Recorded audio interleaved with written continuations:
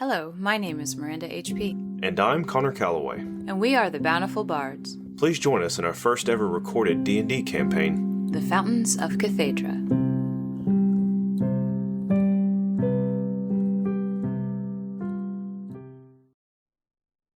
About 4.5 hours later, you finally make it to Miro. A couple of stops along the way, a spring rainstorm coming out of nowhere and passing within about 10 minutes. The two of you climb over the wagon and stand to look up and over Mrs. Levy and the horses, and you can see there in the distance Miro.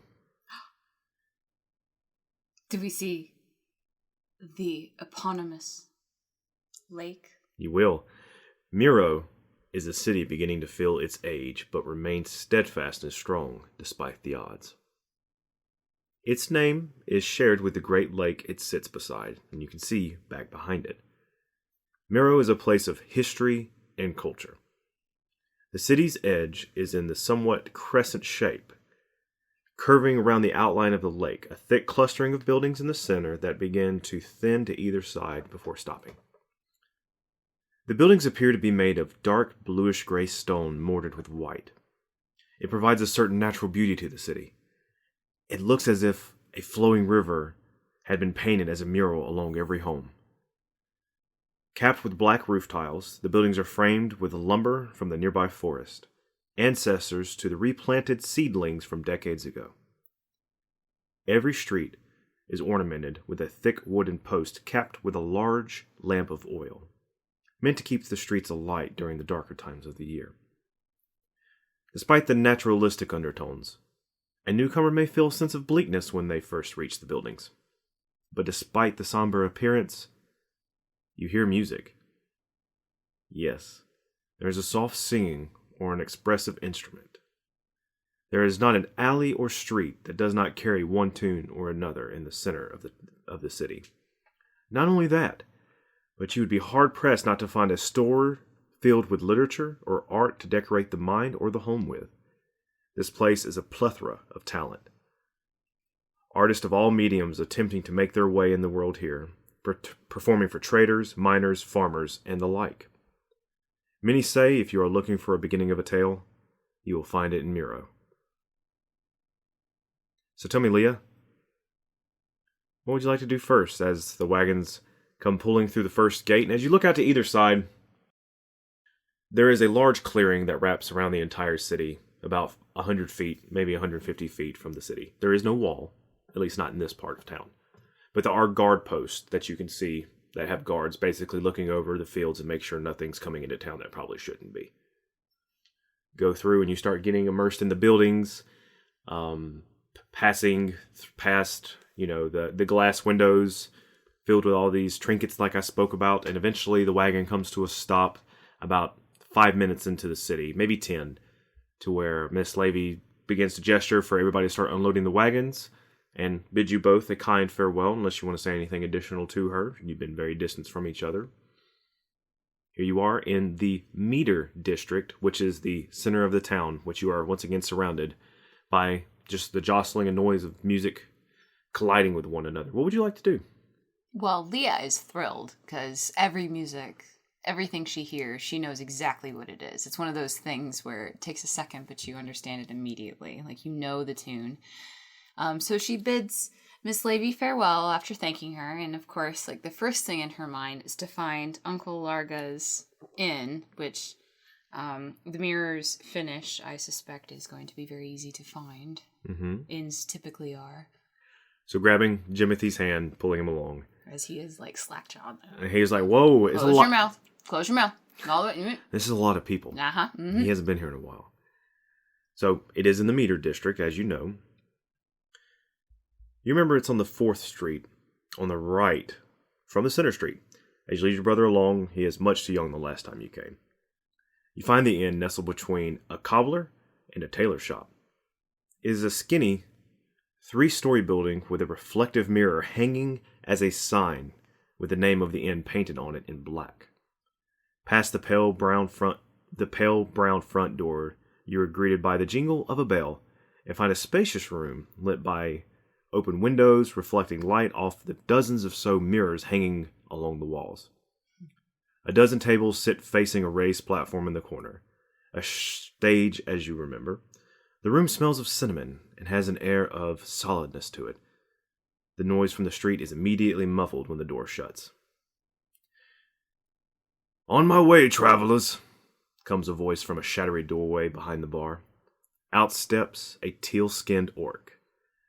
Or half-orc. The title never really matters in this world.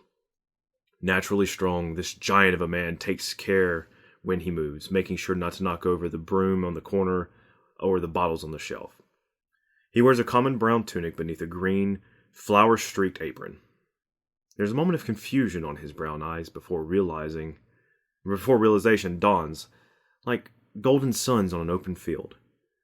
Larga cracks a full-teeth smile at the sight of you and starts to chuckle with a musical note reminiscent of a well-warmed hearth, as he cleans his flowered hands on a nearby towel.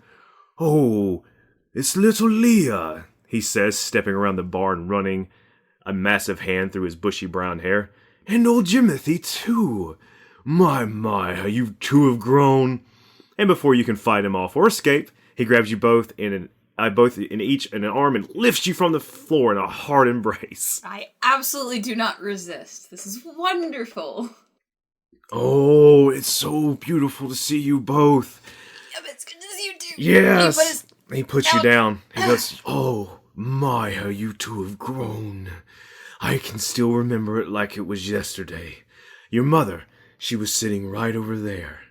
She had just come in and sat down and ordered drinks with a few of her colleagues.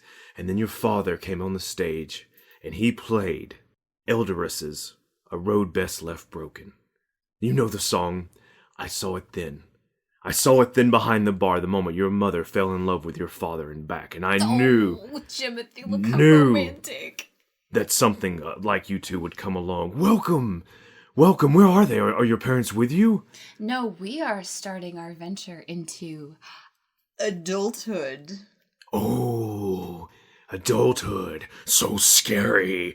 He kind of goes back. He's got definitely a roundness to his belly, but it's definitely one of those. It's like, does he eat a lot? And then if you ever poke him in the belly, he's like, "Oh no, that's just a stone he carries in there." And goes, "Oh, I know, super scary. So adulthood, what does adulthood entail for the likes of you two right now?" Well, I plan on studying magic theory and musical theory. The music's a theory? Well, it can be, if you view it scientifically. Scientifically? Yes. That's too much for a common barkeep to really know anything about. But I believe you, since you have the minds of your mother. You're on a right path. And I bet you also know where our rooms are, because we're both filthy and totally need a bath. Of course. I have your rooms upstairs. I can get them prepared for you, no problem. We can get a bath drawn up, too, if you need us to. Not a problem at all. I can begin warming the water.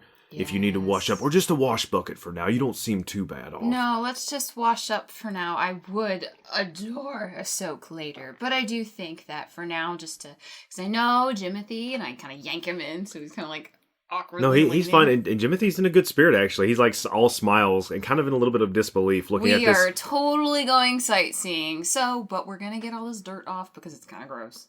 And then we're going to kind of meander around, see what we can find. Well, the sun's just starting to go down, so that's the best time, in my opinion, to go trouncing about in Miro. It wouldn't be a problem at all. Let's see. You already know about the meter district if you want to go listen to some of the musicians play. And I see you have your lute there, so your father has bestowed upon you his abilities too. Best of both worlds. Amazing. Now, don't go into the Hush district, though. That's just where the people live. Nothing too interesting out there. But the first district, that's always a sight to see to go to the park. And you may want to start by the solarium there, too, yes? Yeah, absolutely. I'd like to kind of take a look at the digs that I'll probably be around for a while. Please. Oh, so you'd be heading to Etchings, yes? Eventually, yeah. All right, so I can get you passage there. When do you want to leave? When do you want to leave, Jimothy? How much time you want to kick back here for a little bit? I don't know.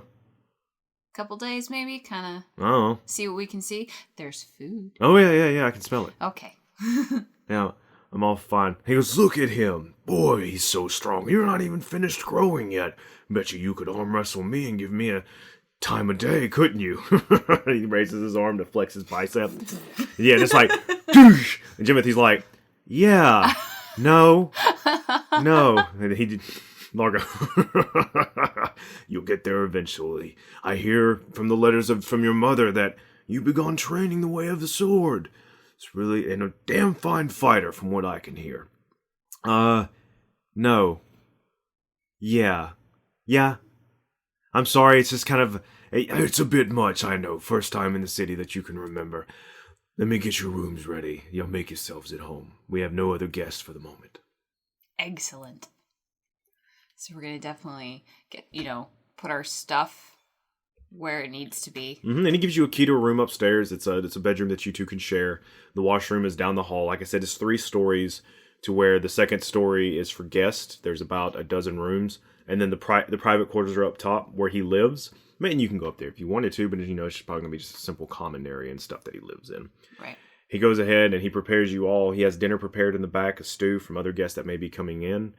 It is, like I said, it is fairly vacant in here for now, but it's 4 streets over. This is basically where travelers come. Yeah. Most of the common taverns that people will frequent is more towards the center of town. His inn is definitely more for travelers, which is perfectly fine. He loves travelers getting the news and things like that. You just got him on an empty night. Tourists. Yeah, so just gonna, wipe the dirt and stuff, the travel grime. Before going back out, we have to show Jimothy what beignets are, after all. Well, what would you like to do first? The city's yours, Miranda. Well, always the best way to travel a city is to go out and listen to the music. There is somebody playing somewhere, and wherever the tune is liveliest and happiest and tells the soul of the musician playing it is where I want to go, because there will always be people and food and fun around that kind of person. Okay. So you go to the meter district, and as you find, there are plenty of instruments being played, people tossing alms into hats and cases and things like that. As you continue to walk around, you do smell the food. There are street carts and vendors that are going as the sun is starting to set, and there's a golden ray just scattered across the entire town. Leah absolutely finds herself around whatever musician could use a lute and just kind of inserts her into it just for fun, just occasionally, and she moves along. Roll me a performance check. Okay. Pull up the thingy. 17 plus 5. Oh, yes. So there's plenty of times where you just bring out your lute and just start strumming, and one of the other musicians nearby kind of looks at you and gives you a nod and kind of gestures to the space next to him as you step up and begin to play together a jaunty little tune, especially probably the tune that we wrote down earlier. What was it? The blip blop? Yes. What was it called? Plink, plonk, plink. Yes, the blink, plonk, plink. I can't believe we decided to make that That's very nice. Yes, exactly. Here we go. Merrily on the road. A blink, blonk, blink. This is the start of the show. Who knows? We'll have to write it up later. We write it up, sir. Sir. Oh, excuse me for thinking I could have any type of addition to anything you would create with your magical abilities. That was supposed to be musical and magical. I don't know what happened there. That's smeared together. Anyway, Jimothy is going to use some of his funds to... And he's just Yeah, he buys him a meat pie that's absolutely delicious. Hey, you want a meat pie on a stick? He takes one. Thank you, Cut Mr. my own throat if it ain't delicious. Okay. Should we be worried about copywriting? He disappears the moment he turns around. That does not happen, but I know you love to put that in there because of your love of Terry Pratchett. Look, it's Cut Me Own Throat Dibbler. He's going to show up anywhere that anything is happening. As you're walking around, you stick your head in to a couple of places. Like an inn, and as you're walking by, you can actually see an inn that's quiet as you're going by. Somebody's on stage, it's a musician, and give me a perception check. 4. Looks fine to you. You keep going. Wow. You don't notice anything. There's too much going on. Onward you go. Wow, okay. Jimothy doesn't notice anything? Oh, no. Yeah, I'll have him roll if you want me to. Yes, I do. It's not my fault my dice hates me. That's all right. Well, they can't always be the great rolls. You know this is D&D. I do. That musician looked awfully nervous in there. Oh, a lot of musicians are. Yeah. What kind of nervous? Like he's being judged by a jury. Maybe it's a competition. Who knows? Does it look like a competition? It might be. Y'all have already moved on. The crowd has moved you away. All right. Well. And this is a city of thousands. Very populated. Around the corner, you hear a yell of pain. Ah! Damn! We stick our heads around the corner. You see a group of 4 individuals standing around a cart. There is a surprised halfling who is colorfully dressed, carrying an assortment of drums. A well-kept air genasi looking concerned with a flute hanging from one hand. A gruff-looking dwarf holding a violin case. And finally, there's an elven lutist cradling his right hand and hopping around, attempting not to continue yelling. He's like, You alright? Oh. And the other ones are like, yeah, what happened? Yeah, what's going on? Damn, my hand. I got smashed. The horse moved the cart, and there's a horse standing there. It's just a supply cart. It looks like, yeah, a little bit. Definitely not anything malicious. And this individual, this elf, is definitely not, yelling at the horse. But it would seem he got his hand crushed between the wall and the cart there. Ooh, that's rough, buddy. It's like, yeah, I know. Damn. And we got to play in a couple of days. Should we go to the church and get it healed? And the halfling goes, no. We ain't got the funds for anything like that. And we ain't got no favors we got to be giving. We got business we got to be going on about. It seems the halfling seems a little bit energetic. Let's just wrap it up and see how it looks. See how you play. Why not? And he brings out his lute and tries to strum it a little bit with his right hand. And he got, damn. Looking at it again, he's like, hey, yeah, hopefully it'll be healed in a couple of days. Thank you for your concern. Yeah. I play the lute. They all look over at you and they're like... Dun-dun-dun-dun. Like the road to Dorado. You're right. Dun-dun-dun-dun-dun. I can't remember exactly what it is. Thanks, but we're good. We don't need any more band members. I'm just saying if he, can't play in a few days. The dwarf goes, oh, well, wait a minute. Might be onto something here. You play the lute. Mm-hmm. How long have you been playing? Longer than I've been speaking. The rules say that we can add somebody if we need to. And then the elf kind of looks a little guarded and goes, we don't need anybody else. Says kind of to the side. Oh, I don't want to stay forever. Just, until your hand is better. And I start playing like, da da da da da. You're not playing AC/DC in this city. Says who? The halfling goes, you're not giving up your spot. Just, you can still sing. If she can play your songs, then we're good. We're almost there. Let's try it out. What about him? Do you play? Oh, no. He's an excellent bouncer. I am terrible at playing. I cannot, no, not at all. She got all the good genes. I got the rejected ones. That's why I came second. He's a really good bouncer. Like anybody giving you trouble, you look to my brother. All right? Do you know anything about the marks of management, or like, are you from here? No, we're actually traveling through. That's why I thought, we're going to be around for a few days, just kind of sightseeing. And if you need a lutist, well, you can come find us at the Mirror's Finish. The Air Genasi goes, what we really need is a place to play. That's what we need. We need to find the last inn to perform in. Well, coincidentally, we're staying at an inn where you could play. And besides, it would give us a chance to practice, to make sure we vibe. Does this inn, does the manager, does he hand out marks? You can ask him. That'd be a good chance. Huddle up, everybody, and they all get together. Little guy, big guy. Roll a persuasion check. 10. I don't like this dice. I'm going into... The jail? Yes. Timeout. Yes, you're in timeout. They turn back around. The halfling with the drums walks up and goes, and holds out a hand. I'm Keldba. Leah. I'm the drummer of this group here. We're called the Waking the Spine. You ever heard of us? No, but I'm not from anywhere where exciting things happen. Oh, so. you hear that? She hasn't heard of us. Well, that's okay. She hasn't heard of us. We just started a couple of months ago. I'm sure if I were in a better place... She doesn't have to know that. I would have heard of you. But just like where we're from, nothing really happens. That's super interesting. Timothy, don't say anything. And, Huh? All right. Look, let me just introduce everybody. Once again, my name is Keldba. I'm the drummer here.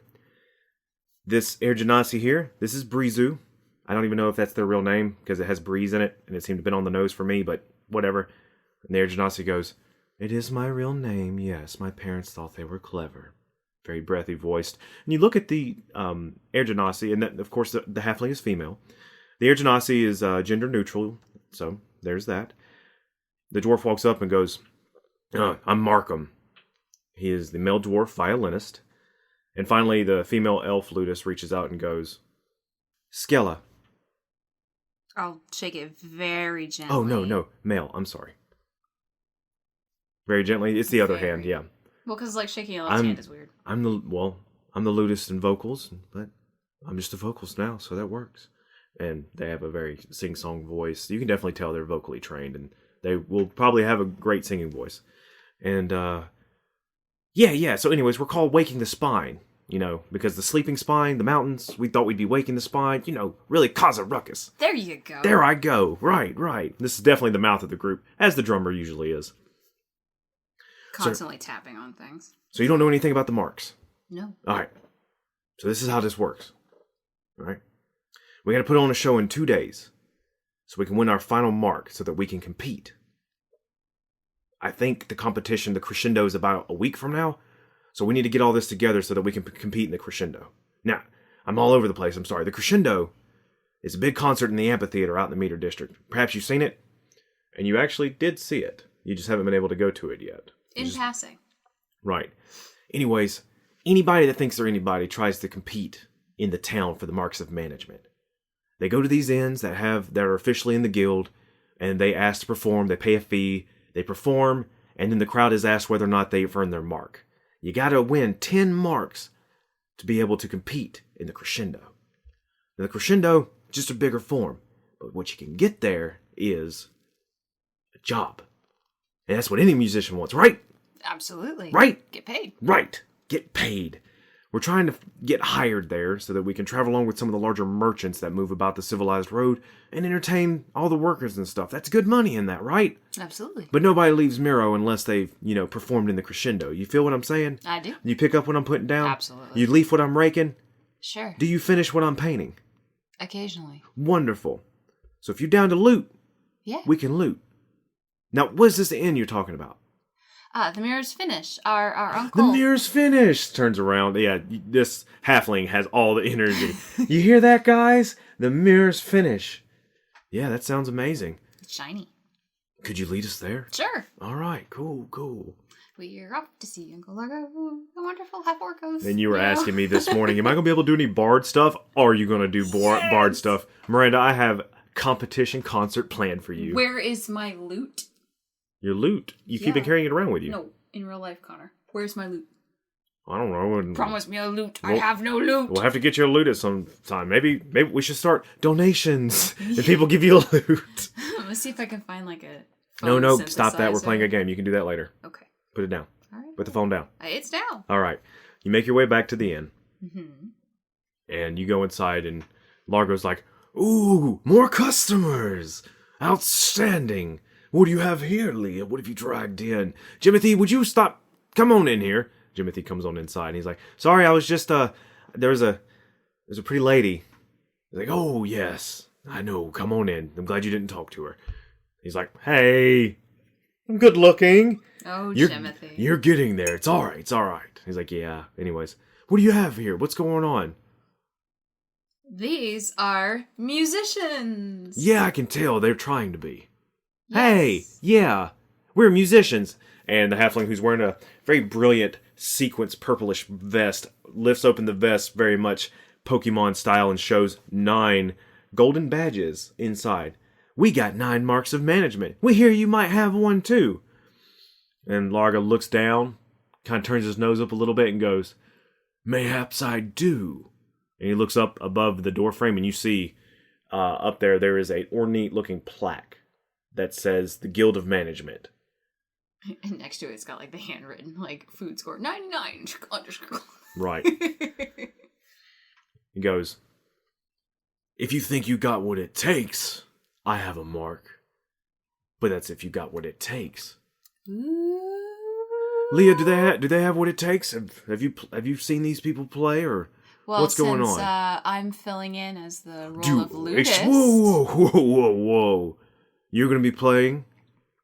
Well, yep. I should just give you the coin now. And then out of his hand, very stealth-like, very much, hand magic, just sleight of hand, pulls out a gold badge and goes to hand it down to the halfling. Halfling goes to take it, but then it just vanishes again. But just because my goddaughter's going to be playing in your band doesn't mean I'm giving it out that easy. I know what she's got. I know what her father has. I got to see what all of you have. And they're like, yo, we'll show you what we have. We have it all.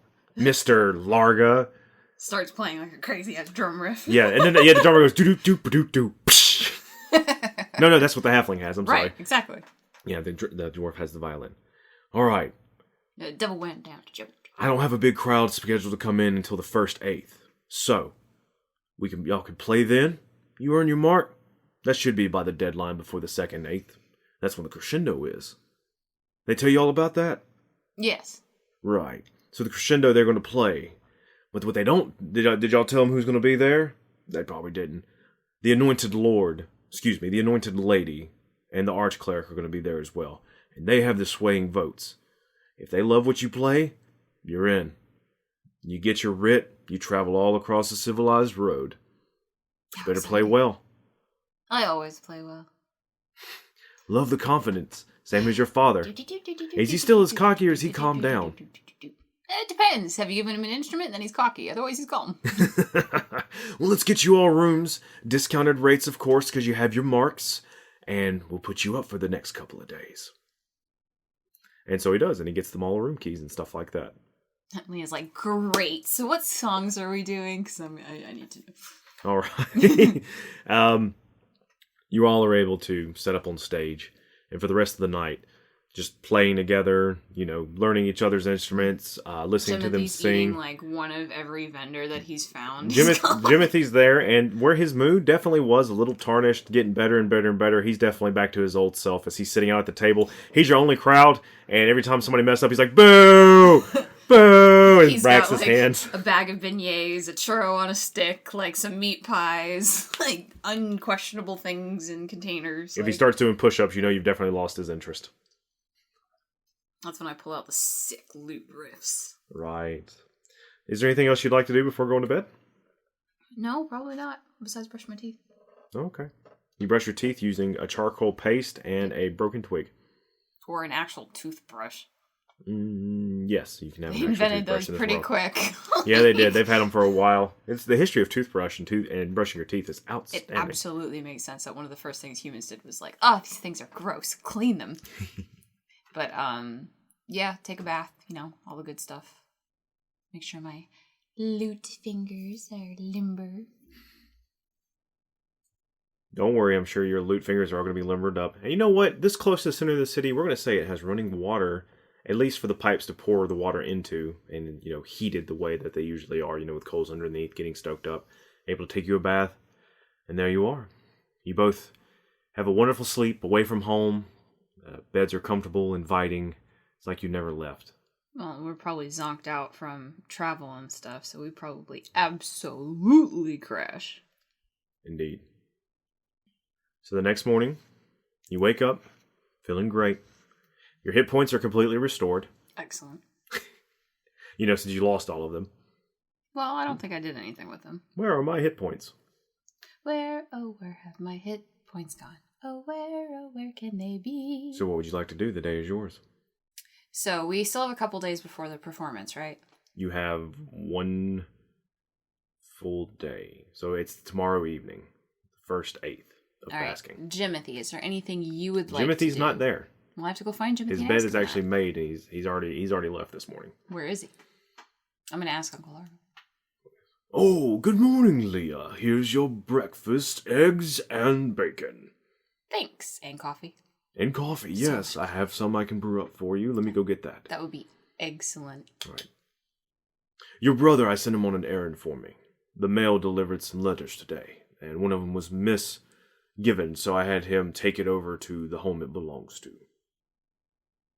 Well, hopefully nothing happens to him along the way. Like those pretty ladies. Yeah, hopefully not. I thought you were talking about something more nefarious. The city guard is more than fine of keeping, all the riffraff and trouble down like it should be. Oh, no, Jimothy. Like, he sees something shiny and or edible and or pretty, and he's immediately lost his head. The bell rings. Jimothy comes walking in. Missive delivered, Uncle. Good job, Jimothy. Don't speak down to me. I'm not. I'm waiting for my coffee. Good job, Jimothy. He can speak down to me. He's taller than me. I'm going to put my feet up on the chair next to me like the... He's only an inch under you, and that's not going to last for long. And I'm eating my eggs and bacon while waiting for my coffee. It was nice people. Lovely couple. All right. He sits down to salsa eat a plate as well. So what would you like to do today, Jimothy, before I begin with my musicalness? Uncle Largus said something about a park. Yeah, it's the first district. You can go there if you'd like. You want to go for a run in the park? I mean, I can go for a run later. Knowing where the park is, I can go for a run tomorrow around it. Is there paths and stuff for that? Oh yes, just please. You'll see. We'll keep it at that. Bunch of dwarves in formation. So the other musicians, of course, are still sleeping in as musicians, they're musicians. are prone to do. So do you go to the park? Absolutely. Parks are great. All right. Here comes another description. Yay. And you're going to give me the history of it because I want to know. If you roll a good history check, I'll give it to you. Was this like Central Park that used to be the homes of so many and was raised over for greenery? Or did it come from a much more egalitarian perspective? Damn, you got pretty close. Stop doing that. As you move deeper into the city, the buildings begin to grow in ostentation and privacy. You're walking amongst the self-made gentry of the civilized road. Merchants, law-keepers, and so on all hold residence in this area of the city. Despite the god of it all, you remember from your youth the sacred place beyond the better buildings. The path climbs up a grassy knoll, and from on top you see the great clearing of the first district of Miro, and beyond, the Miro Lake itself. Foremost, it's a park for the people of Miro to enjoy. In actuality, it is a sacred place, where history says the first people started to rebuild after the shrieking. Beautiful trees decorate the grass, and cobble paths lead amongst the natural beauty, carrying people to the lake shore, or one of the 3 mesmerizing buildings set at the edge of the park. You see off to your left the judicial building, home and office of the anointed lady Garantina Osh. 4 floors tall and built from the same gray stone that marks the other buildings. It stands imperiously high than any other buildings in Miro. To the right is the solarium, the primary open vault of knowledge in Miro, and an extension of the Solarium Prime in etchings. It's actually the second extension ever made. All solariums are distinct with their glass dome shining with the reflection of the sun. 3 floors dedicated to teaching the world foundings of an old age and utilizing of that information in the new. Finally, there's the church. The first church of the civilized road, named the Church of Adder, is a hexagon-shaped cathedral surrounded by an additional 6-sided building that encircles the chapel. Positioned off to the right is a bell tower, and the sound makers inside resting until the ropes are pulled. So for the church, there's the central building. Think of like the Pentagon. It has, Pentagon has 5 different circular buildings or Pentagon-shaped buildings within one another. So think of that, a center building that's hexagon-shaped, and then there's a ring around it that's also... Does that make sense? Well, hexagons are the bestagons. They are the bestagons, and that's why it's a hexagon. I hope Grace sees this video. I would squeal. Well, what would you like to do? I hope. Are you recording me? What is this? There are no cameras in here. I'm trapped! All right, Jimothy is like, whoa! So basically what's happening at this point is I'm following him like an owner follows a very excited little dog that is experiencing new things Well, he likes just to walk through and he's seeing like, And that's okay. there's I'm some just sitting not. rocks. I'm not curbing his enthusiasm. Well, that's good.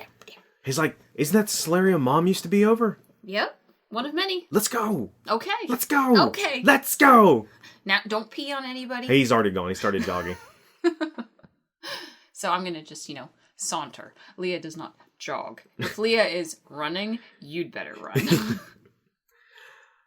As you get closer, the building is very large. Your mother's solarium that she has built back in Dewdrop doesn't even have really the dome over it. It just has a lot of large windows to let in the sunlight. But this one, it does have the large glass dome on top that you can go inside, in the building. And the doors are wide open if you'd like to go in. It's one of those places where you walk in and, no matter how loud it is, it's echoey and quiet. And yes, and you hear a shush when you come inside because it is also a library. And you smell old books. Yeah, you got it, Miranda. The smell of paper and knowledge and questions. Questions asked and unasked. Thick in the air. And that muffled sort of sacredness of a place filled with books. You want to trade seats? I could be Leah. Absolutely Leah's favorite place in the world is a solarium. I love it. There's so much here, and it's all organized, which Leah appreciates. It is, yes. Immensely. Yes. And yet, if you play between the lines, you'll hear a melody that nobody else has ever played. No matter how many times they've played the song over and over and over, they missed that one line of harmony because they weren't looking for it. And that's what Leah absolutely loves about knowledge in books and music. And now, as she knows it, magic.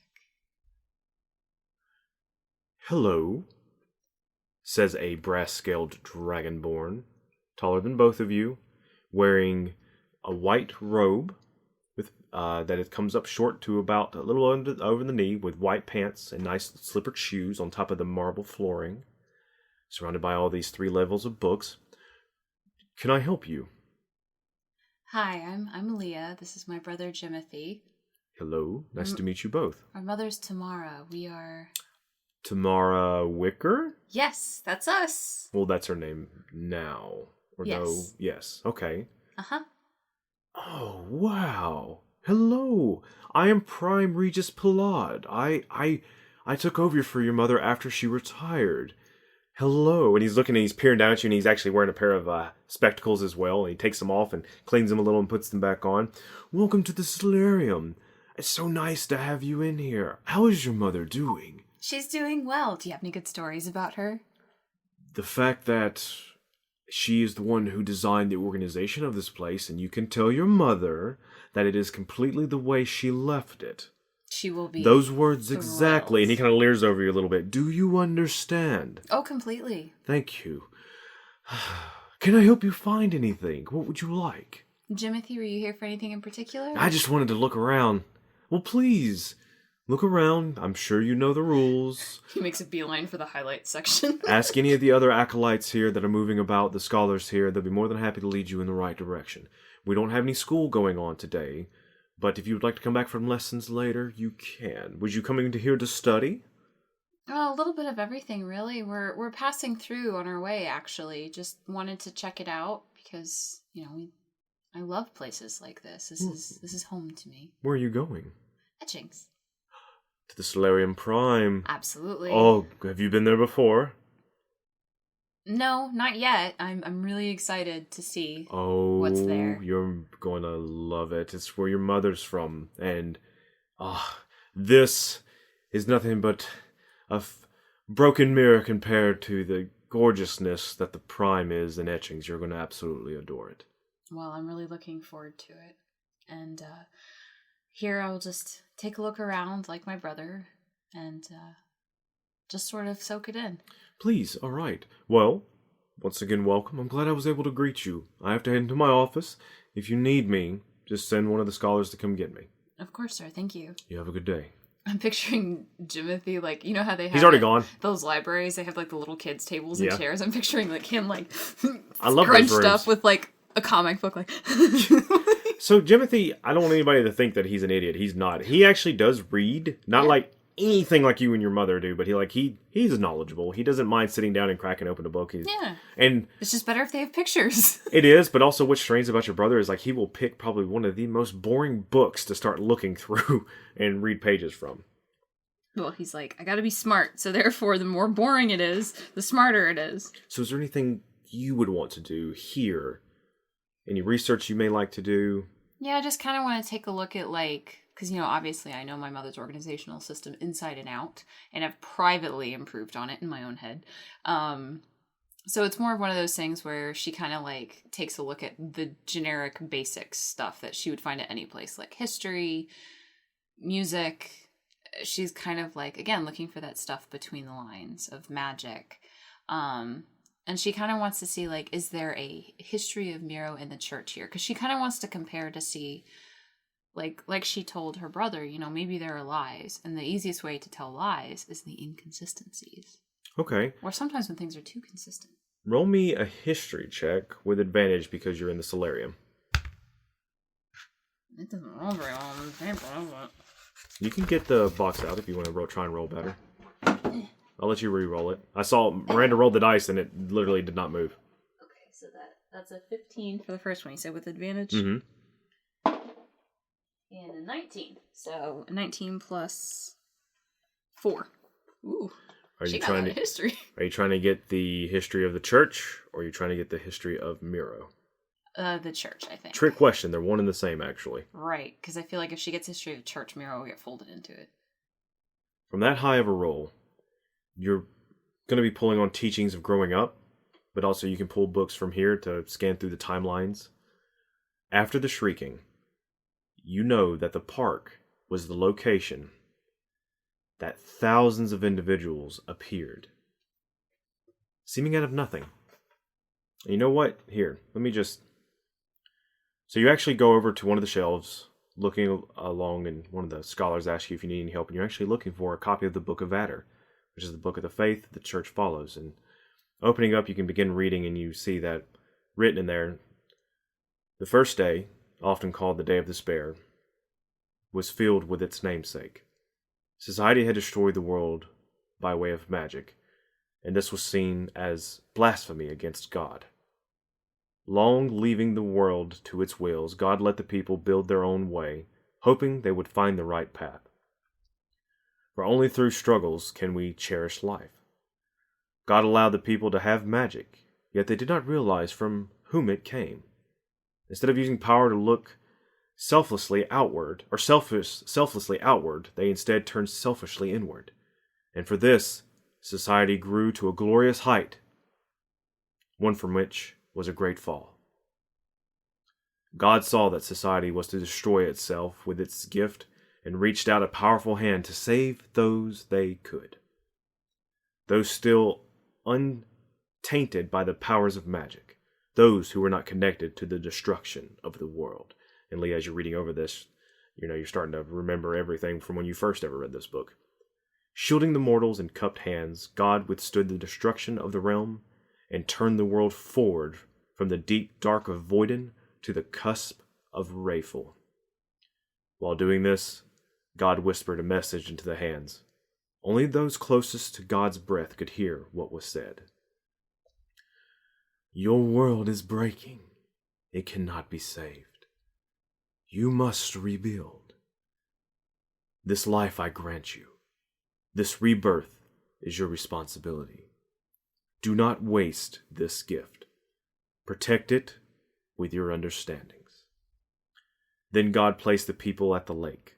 Protecting them had consumed almost all of their power. As the saved fell into despair, God's heart broke for the mortals. After such an ordeal, rest was needed. But God decided they could provide an ounce more, could sacrifice one more scar. And thus God reached out to those who had been closest to their message and bestowed on them the power of miracles. A new magic, blessed by God.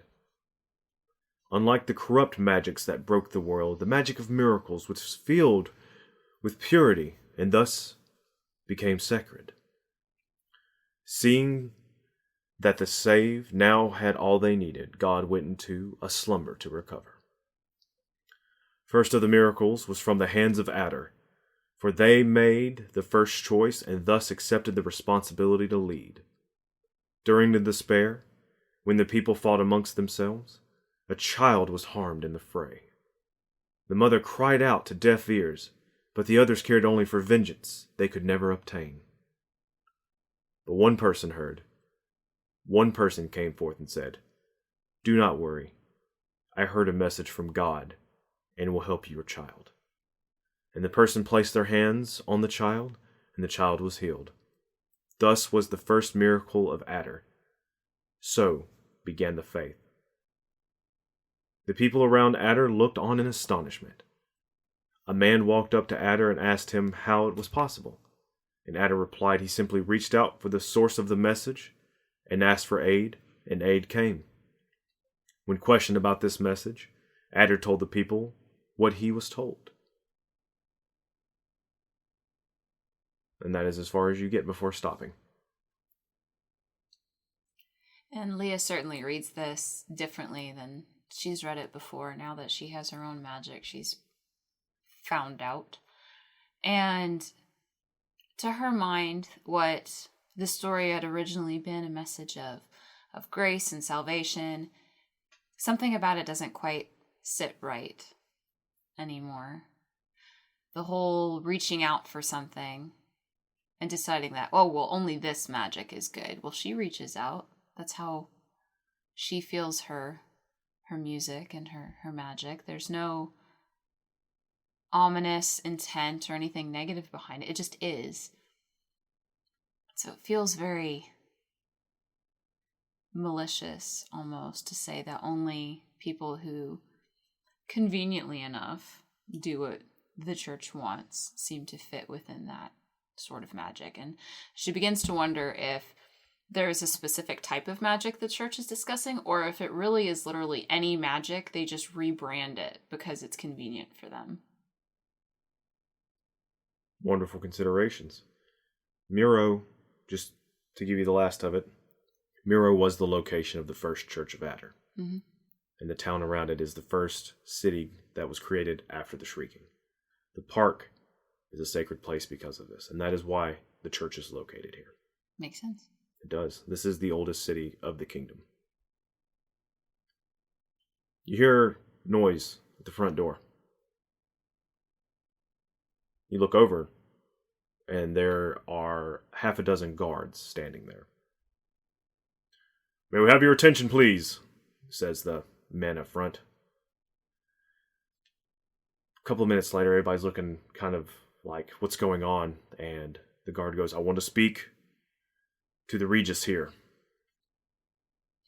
Some ancient librarian in the back is like, "Shh, stop yelling." They're not worried about any of that.